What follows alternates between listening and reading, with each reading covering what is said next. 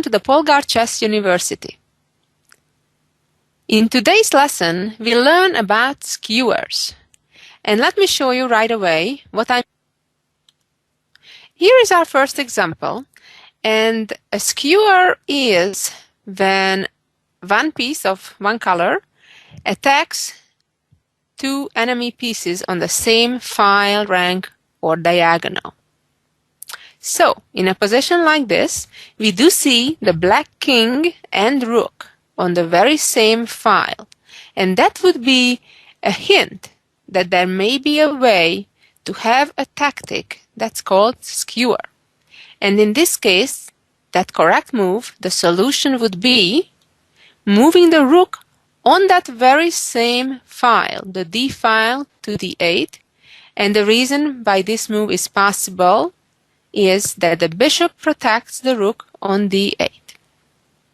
Now, the point is that after the black king moves out of this attack, of this check, either way to E7 or C6, white will gain a full rook after capturing on D4.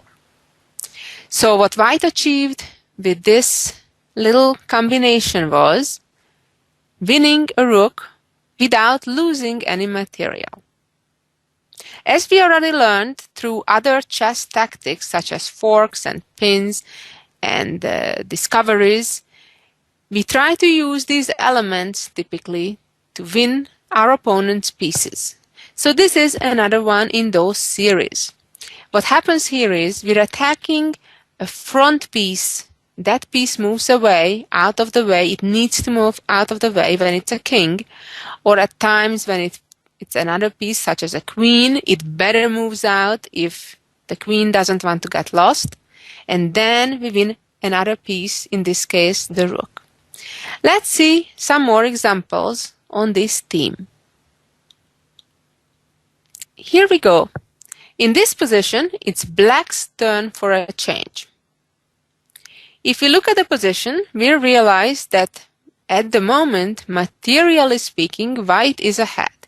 And it's always important to be aware of the count in the position, to be aware who is ahead at the moment, because that's how we can adjust our game plan. However, white's material advantage is temporary. If it were white's turn, white would be in an excellent shape and most likely win the game. However, they are not, because it's black's turn. If, of course, black finds the correct move. In this case, try to find the two key white pieces that will suffer because they are on the same diagonal. In this case, not on the same file, and they are on the E1 through H4 diagonal. That means if we can put a black piece on that same diagonal, it may result a skewer. And here the correct move for black is moving the queen to H4, giving a check to the white king. Again, it's very important that the black pawn on G5 is protecting the black queen. Therefore, the white king cannot capture it. The white king has only one single move, moving the king to F3. And then here comes queen takes queen, of course, a major gain for black. And now white's position is quite hopeless, not having the queen. Let's move on to another example. And here we are. And this position has arisen just after a few moves into the opening. And black made a mistake by moving the queen to C4. And this is another reason, a typical example, why it's so important to develop your pieces early and castle as soon as possible. In this case, black suffers that the queenside pieces are not yet developed, and neither has black castled.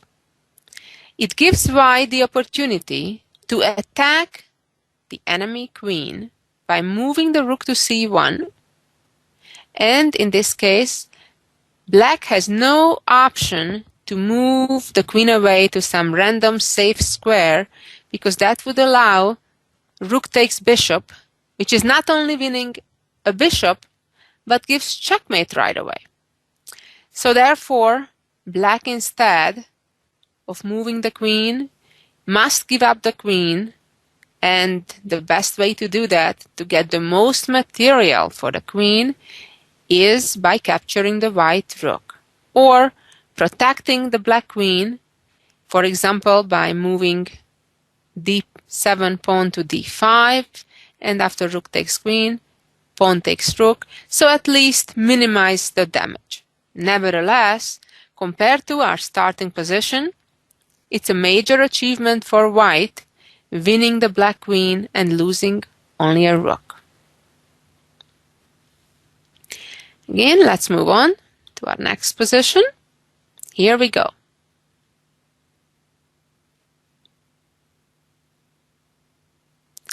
In this position, white is in a check. And now let's see some examples when the solution is a bit more complex than just a one move and the following move capturing a piece. In this case, white is in a check. So white has to be really attentive on what to do.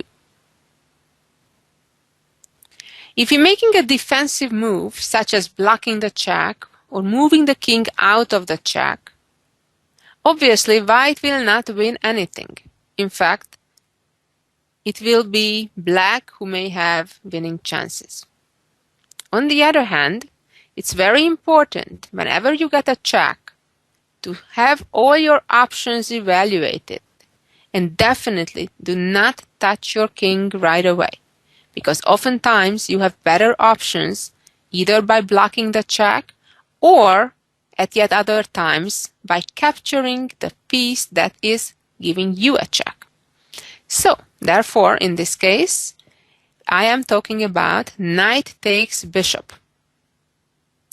If black right now does not capture the white knight, that would mean that white just won a piece. White just won a bishop, which in reality is a better choice for black, as you shall see. When after king takes knight, black will lose even more material. That's why it's so important to foresee your opponent's possible options, or the best option you can see for your opponent, to minimize your damage and to prevent getting in trouble. Like in this case, after king takes knight, white can make a skewer by moving the bishop onto the same diagonal with the black king and rook. And what this means is that now, after the king moves out of the check, regardless where it moves, the white bishop is ready to capture the rook in the corner, and white has a winning endgame.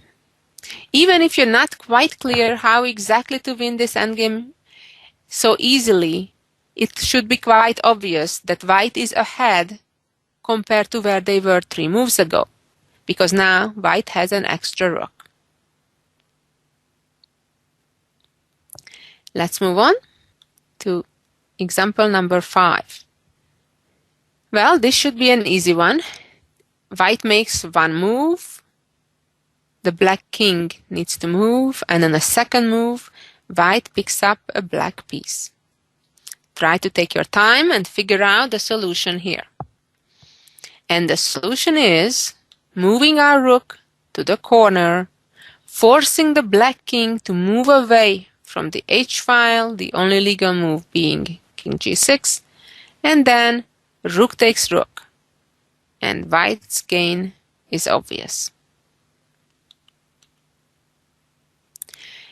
In this position, it's white's turn again, and the solution is quite simple. You notice that the black king and queen are on the same file, and white can bring his own queen to that same file. Now you may say, but so is the black king and bishop as well.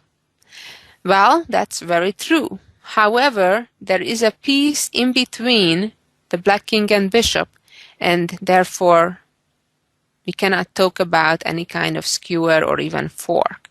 Besides that, the black bishop is well protected by his own pawn, so therefore that's not an issue. In this particular position, the key element is the black queen being on an unprotected square. If in this position, black would have a bishop on b7 or c6 or a8, for example, anywhere along the diagonal, protecting the queen in the corner, in that case, black would be safe, because after a check, moving the white queen to h6, unlike in our actual position, then after king takes pawn and queen takes queen, that black bishop, which we don't have, could capture the white queen.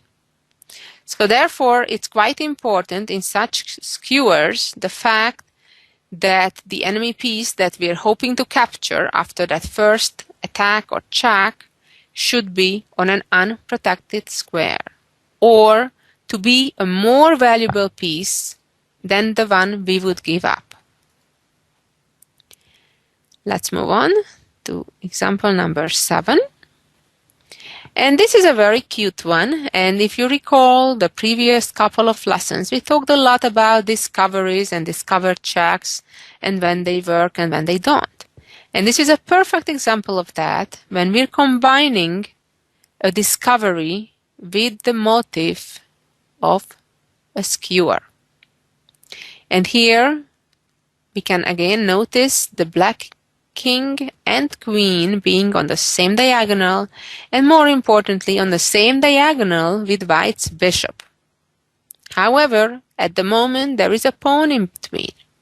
So what white needs to do is move that pawn out of the way and therewith create a discovered check. And when the black king moves, here it's true that the black king protects the black queen at the moment, but nevertheless, after bishop takes queen, even after king can take the bishop, white has 3 extra pawns which easily guarantee a win for white. So again, what we saw here was that white lost the bishop, the queen was protected, but since the queen is a so much more valuable piece than the bishop, white's gain is tremendous in any case.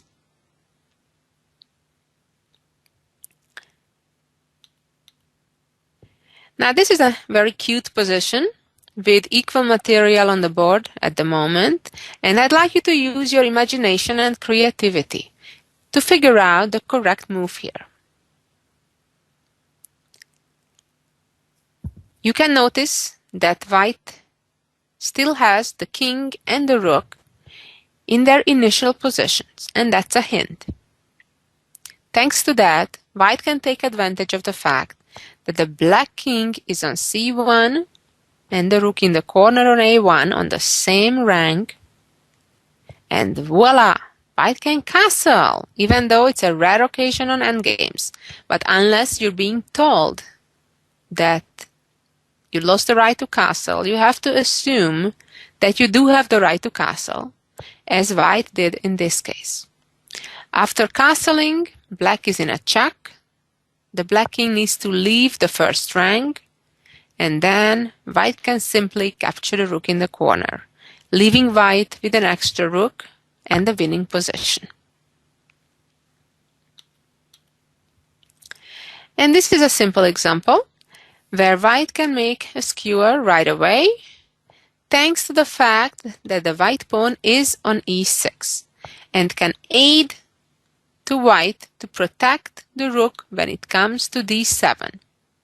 And here again what we're seeing is the black rook is on an unprotected square, and therefore the king cannot get out of the check by protecting the rook, and white will simply, by losing a little pawn, winning a rook. Let's move on. Here we go. This is a very important type of endgame that happens a lot of times. It's clear that both pawns are aiming to get promoted to a queen. However, the important point in this case is that after black would promote his pawn to a queen, it will end up on the same diagonal as the black king. So, what we'll notice here that even though the black pawn is further advanced than its white counterpart, after h7 and the black pawn promoting first, it will be still white who wins after promoting the pawn also to a queen, which results in a check immediately as well as a skewer. The black king now must leave this diagonal, and anywhere it goes, white will be free to capture the queen. A very important pattern to remember. It's also important to mention that after pawn advances, and if instead the black king, let's say, would move out of the diagonal, white would still promote the pawn to a queen, stopping in the meantime the advancement of the black pawn, because if the black pawn would promote at this moment, the white queen would immediately capture it.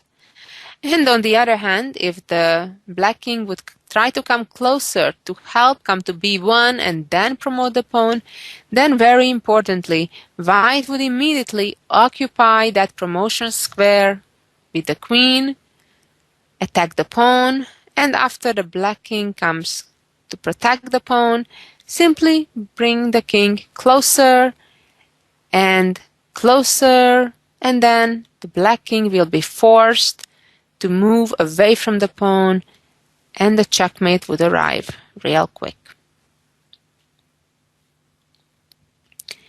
Let's move on. And here we are. Here again, white has a tricky way to force black into a skewer. Try to think before we go any further, while at the moment the black king and queen are not on the same file rank or diagonal. Try to think of a way that wouldn't leave black a choice, but end up being there. And then we're ready to make a skewer. Try to see what should be the correct move here. Well, white could give checks in various ways. For example, giving a check with the bishop would be one option.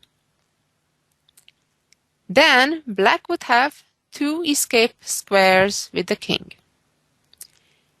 If black would choose the wrong one, moving to f4, that would allow white to move the queen to h2, which is the right idea, and then after the black king moves out of the way, queen takes queen, and white achieved the goal.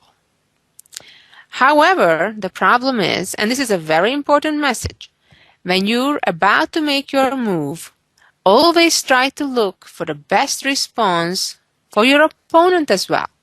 Only so will you be able to make objectively correct moves. And in this case, that will mean king moving to g3. And now, of course, queen to h2 would be a blunder because the black king could capture the white queen.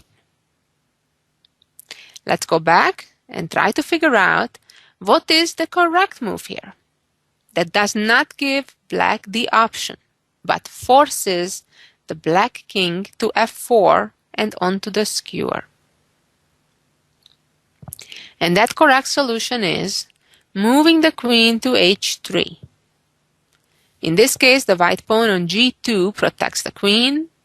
The black king has only one choice, and now we know the answer, moving the queen to h2, skewer, and then capturing the queen on the next move.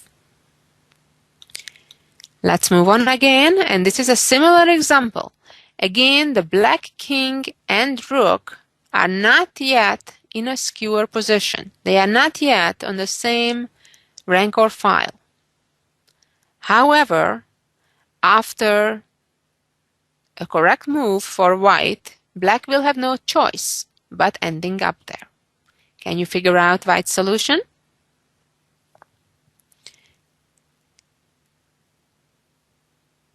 And here again, white can give a check. It is interesting about checks that checks can be real good, or they can be unimportant, or an outright mistake.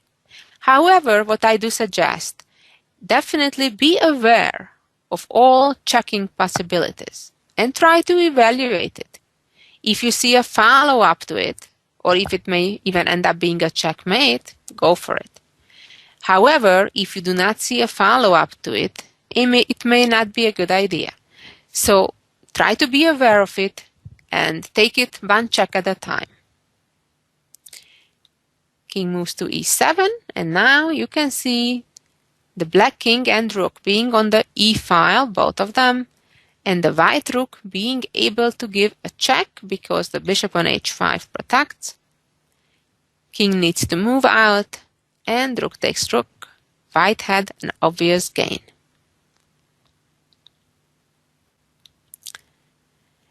And here we are. In this position, we do see the black king and rook being on the same rank, on the 7th rank. However, the problem is that the B file is not open. But I'd like you to be able to envision that if you could have your rook from B1 appear on B7, which you obviously cannot do in one move, you cannot jump over black's pawn on B6. However, if you could, you would certainly achieve a skewer and winning black's rook on h7. And therefore, your task should be, and your thought process should be, if I could open this B file, that'd be really good for me. And hopefully, then you could find the correct solution, that is to capture the black bishop, and if the black pawn recaptures, which would be the natural response, then you would be ready to come in with your rook to the 7th rank and win black's rook. From black's perspective, it's quite important to recognize the potential trouble after bishop takes bishop and pawn takes bishop, and try to cut your losses. And after bishop takes bishop on c5, as bad news as it may be, it's still the lesser loss if black moves the king out of the way and loses relatively only a bishop rather than a whole rook.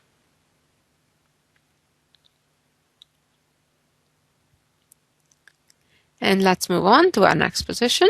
Here we go. There are situations when it's even worth sacrificing a very valuable piece, even at times a queen, to achieve that ultimate material gain.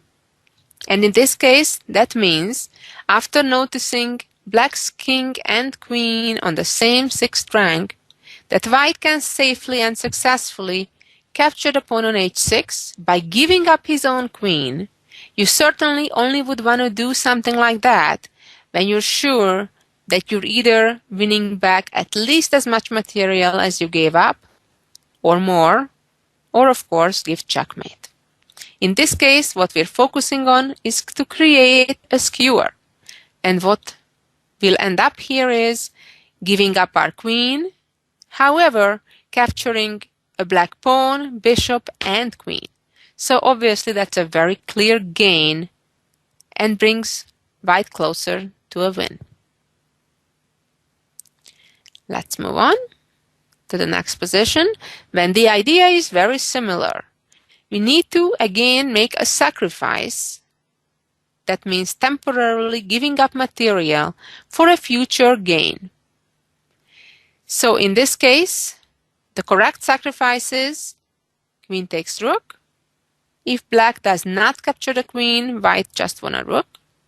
And if they do, then the skewer is right here. Rook h8.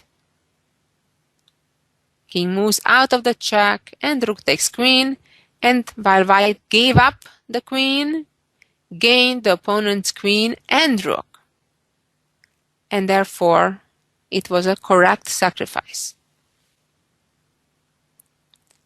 Let's move on. Here we go. In this case again, white makes a sacrifice for a bigger gain. And in fact, white uses a motive we learned about earlier called the double attack or fork. As you can see at this very moment, the black king and queen are on the very same file. However, there is a pawn in between. So therefore, giving a check immediately on g8 would not result in any serious gain because black could just move out of the check and white is unable to capture the black queen. On the other hand, after the correct solution, knight h4, a brilliant combination, the black king and queen are in a fork. Therefore, if black refuses to capture the knight, they'll still lose the queen by knight captures queen. On the other hand, if pawn does capture the knight, all of a sudden the g file is opened, the pawn on g5 is no longer there, and after the skewer, a check from g8, black ends up losing the queen, while all white gave up was a knight. Here we go. And let's see the next example. Here we are, and this is a very typical theme when you have two rooks. They kind of can work nicely in harmony in a like climbing the stairs kind of. So what's happening here is white can give one check with one rook, not the other one because the other one would be captured by the bishop. And then when the black king moves up, then check with the next rook. And then when the black king is forced to move to the 5th rank, then would come, now either rook could come and give a skewer and win the black queen. A very typical pattern and very important to remember. And a very last example on this theme, here we go. Very normal position at the moment, there is a material balance. And here, the king is not involved.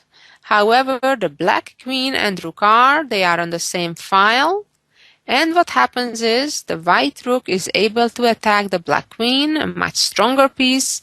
And sadly for black, the black queen cannot move away from the attack in any way that would protect that rook on d8.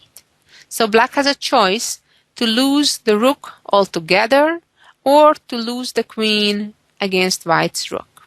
Neither one is fun. Of course, considering that in this case, rook takes rook does not allow king h7 because of the white queen being on c2 and would need to block the check, after which white could cause further troubles by going after the pinned knight. Black's best option is to let the queen go and give it up for the rook rather than face even further troubles. Well, thank you for listening. I hope you got a lot of ideas about what a skewer is, learned about various patterns and how to make it happen, and make sure you avoid it when your opponent wants to do it to you. Thank you for listening, and until next week, take care.